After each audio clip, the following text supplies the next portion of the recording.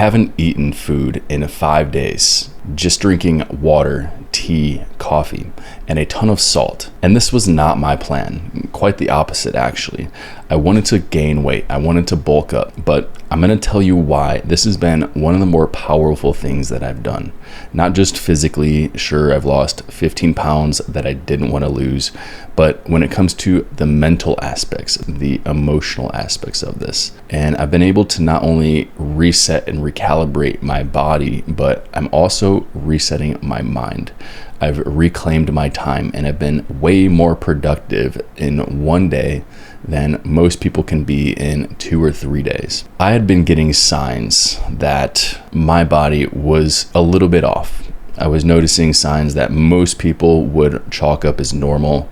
I was having allergies, seasonal allergies. My eyes were very puffy, scratchy, red, postnasal drip, drainage, things people think are normal. But for me, this isn't normal. And I experienced a couple of pimples. And yes, people experience pimples, but I don't typically experience pimples. And then the third thing was lymph nodes. I had swollen lymph nodes. I had a lymph node on the back of my throat, ear area that was swollen.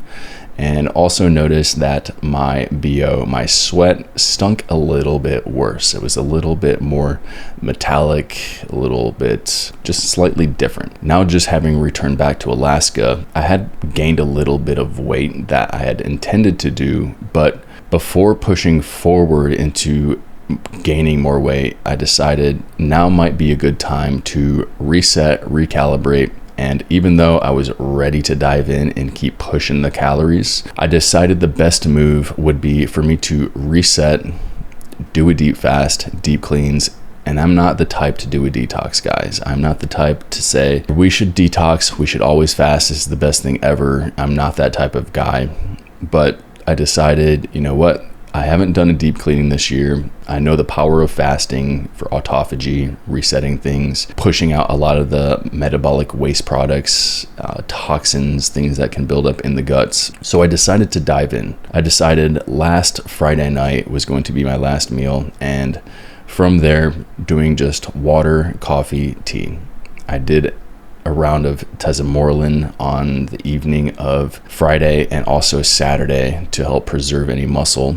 And from there, I reduced all supplements, all peptides to be nothing. Now, being day 5 into this fast, I feel pretty good. Hunger's a little bit up, to be expected. But at this point, I've gone through this process of full elimination, and I'm going to tell you a little bit about what I've done along the way and some of the higher level hacks that I've implemented with this fast to make it more than just a fast, more than just a detox. Some people think that this type of thing is just hocus pocus. Detoxing is not a real thing. It's pointless. It's a waste of time. If you fast, you're going to lose precious muscle. It's going to be hard to get back.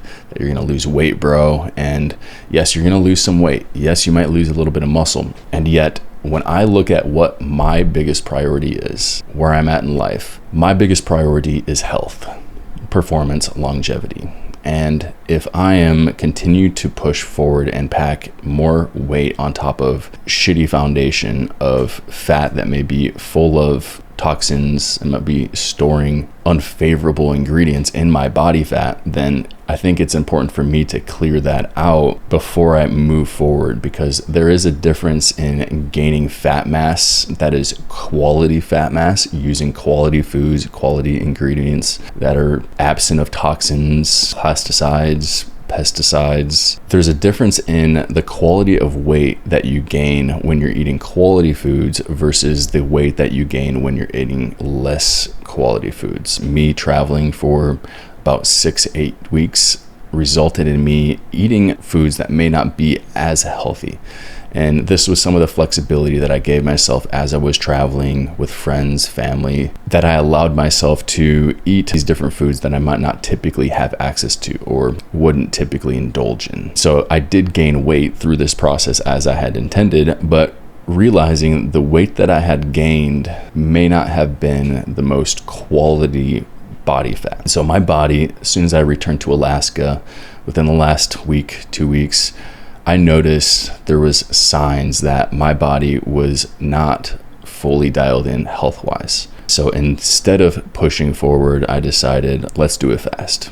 And typically I like to do this with the seasons once a year. There's different degrees of fasting. I like to do a 3-day fast every quarter. Once a year, I like to do more of a 5 to 7 day fast. So this was the time to do it. Even though plan was to gain weight, we took an audible and we decided we're going to dive into the fast.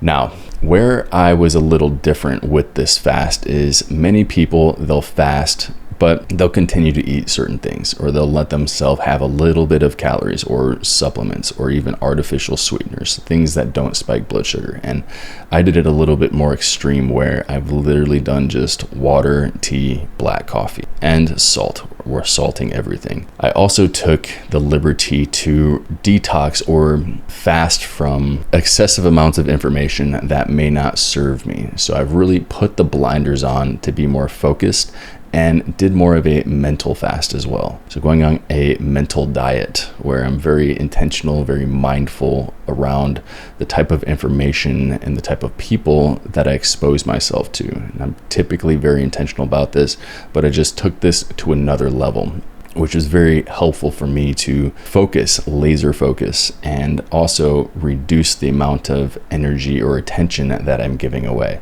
So really to shed away and to fast physically, but also mentally, which allowed me to then lean forward into some of the projects and some of the things that I'm working on, and having clarity, reconnecting with that part of myself that is working on something greater than myself. With this period, I've been hyper focused, and it's allowed me to get further ahead productivity wise than most people would get.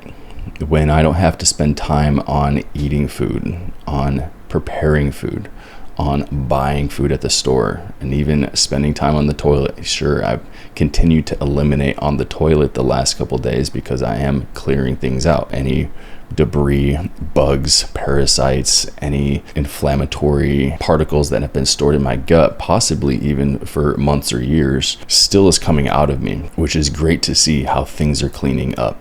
Last night, I decided to take activated charcoal, which is a binder, and that will bind to any waste products, debris, and also good things. I've been fasted for 5 days, and taking that binder has helped to collect and scoop any of the loose debris that may be just hanging out in my intestines, in my organs, in my gut, that has been released. As we detox, these things get released back into the bloodstream. They get released back where they circulate into lymph, through your organs, your kidneys, your liver.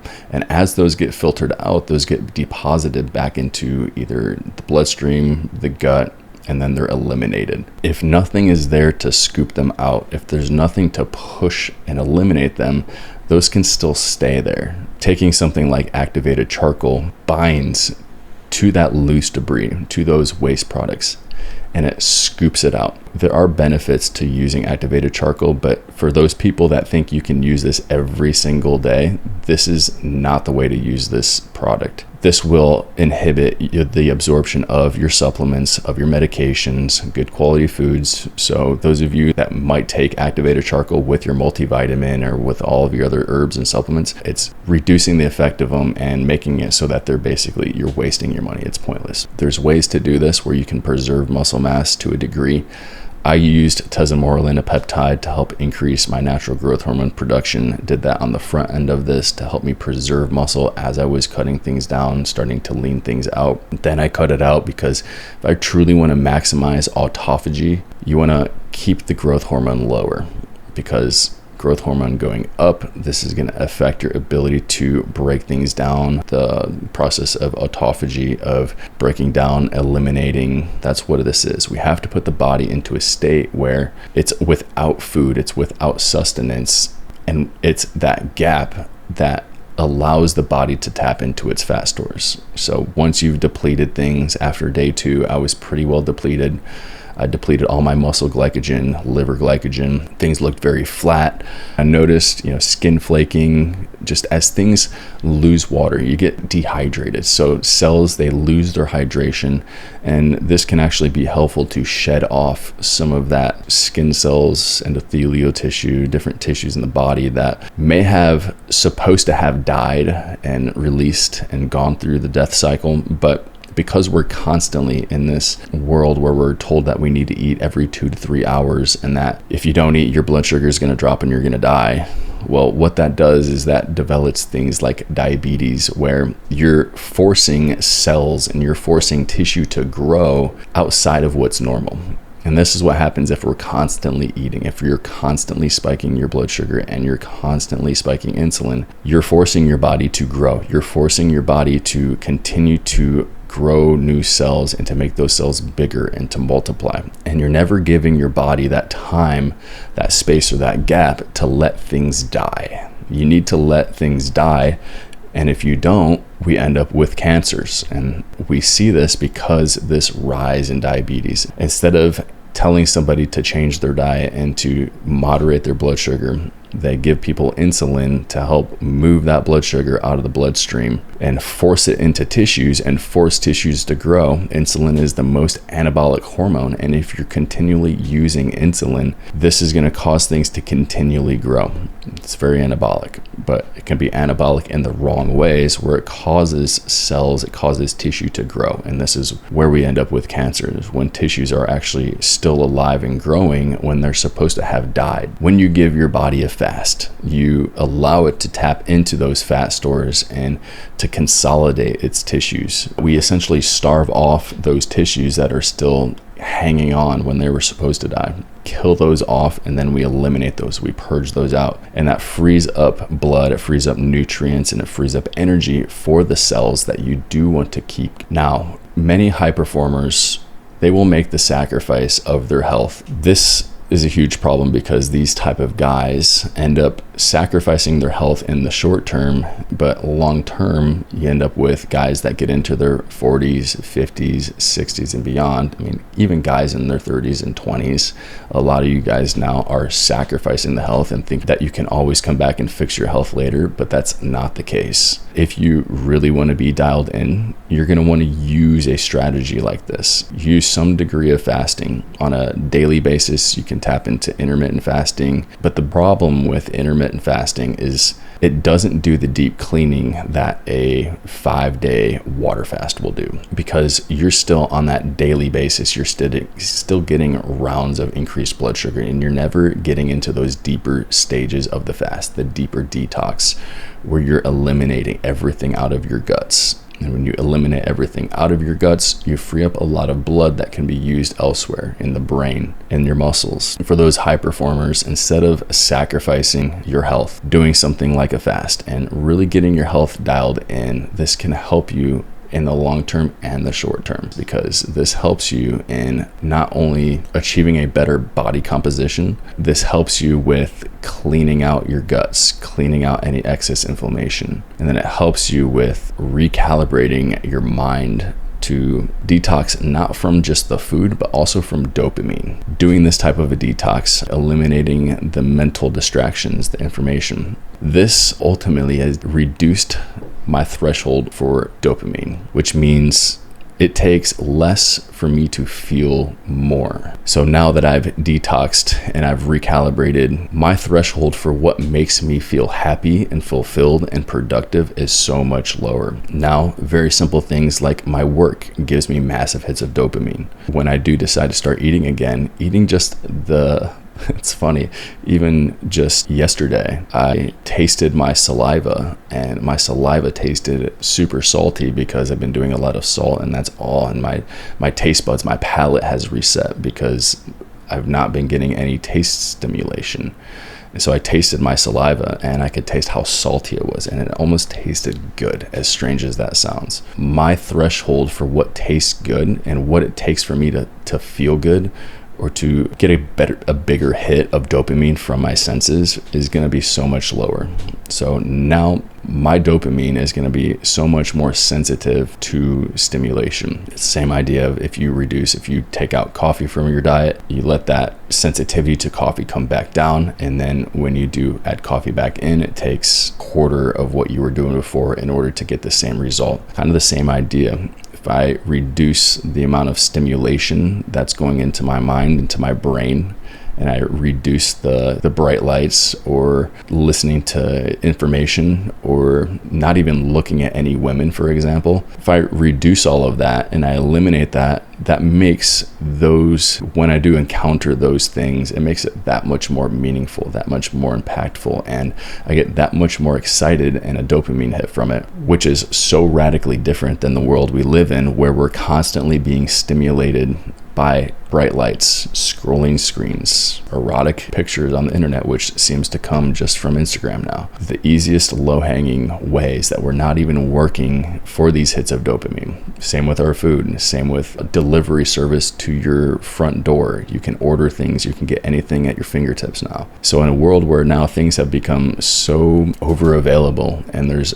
an oversaturation of food, light, information, bringing that energy back to myself and shedding off, cutting off, eliminating, detoxifying, fasting from certain things has helped to reset and recalibrate me so that I can now perform at a higher level. So now I have the mental clarity, and being on a practice of retention while doing this, where it's retained for 2 weeks, maybe out. Something like that. So looking at that, how I've been able to come back and recalibrate and reset myself and remind myself who the fuck that I am, I can prove to myself that I can do these difficult things again. If I go too long without doing something difficult, I start to feel more like an average normal person, and doing these harder things of completing this fast. Or with my time of traveling, there was a day where I hadn't done anything very challenging physically for several days, and I was out of the gym. I wasn't able to hike, climb mountains, and finally on the day that I did about a 3.5 mile walk with my family, and we were moving a slower pace. Took three of my nephews up on a mountain for their first mountain climb.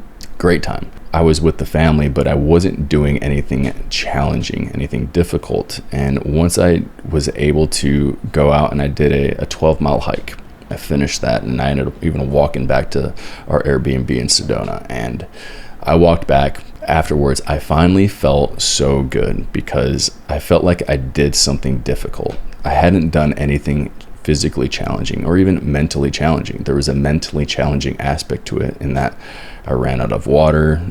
I didn't have any food left. I had to walk back. There's challenging aspects that I wasn't necessarily prepared for, but I knew that I could handle it. I've done things like hiked the Grand Canyon top to bottom and back in a day, ran out of water, a 24-mile hike in a day. So I know that I've done, and that's just one example. I mean, these are the things that I enjoy to do to push myself physically, mentally. Doing a fast was part of that. Getting back to challenging myself and reminding myself who I am and what I'm capable of, and that I am able to not only go 5 days without eating or more, but I can also lock it in work-wise, and I can work 3 or 4 hour work blocks in a day and not have to eat, and be able to be locked in, no distractions, and be able to make more progress in a short period of time. And we are far more capable of what we can accomplish in the short term than what we think. We can get so much more done than what we believe we can get done. And then when we look back, you can see how much you actually accomplished in that short period of time. So this is what this was for me. If you want to get an elite assessment with me where we dive into your genetics, your blood labs, and we come up with a game plan optimized for you, you can find that link in the description below. If you want to be a coaching client, you can apply at the link in the description below. I'll see you in the next video.